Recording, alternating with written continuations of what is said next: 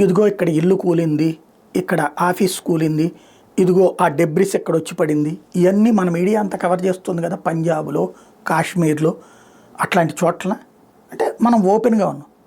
నిజంగా పాకిస్తాన్ మన ఆర్మీ బేస్ను ధ్వంసం చేస్తాను, మన ఎయిర్ ఫోర్స్ను ధ్వంసం చేస్తాను, వాళ్ళ విమానాలు వచ్చి మన మీద ఏదైనా చేస్తాను, జనాలందరూ చూస్తూనే ఉన్నారు కదా. మీడియా కవర్ చేయబోయిన సోషల్ మీడియా కవర్ చేస్తుంది కదా. అందులో భారత్ శత్రువులు కాస్త ఎక్కువ సంఖ్యలోనే ఉన్నారు కదా భారత్లో, అంతర్గత శత్రువులు. ఏమైనా చేయగలిగారా? లేదు. ఇట్లాంటిది అదిగో అక్కడ పడింది, అక్కడ ముక్కబడింది, ఇక్కడ బాంబు పడింది.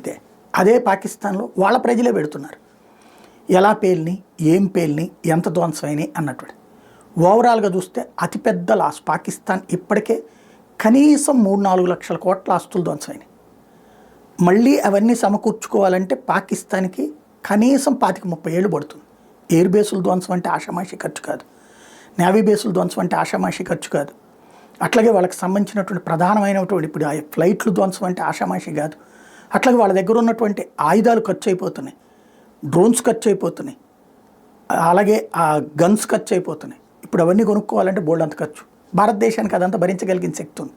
పాకిస్తాన్ ఇప్పటికే IMF ఇచ్చే అప్పుల మీద, ప్రపంచ బ్యాంక్ ఇచ్చే అప్పుల మీద బతుకుతోంది. ఇదే తేడా.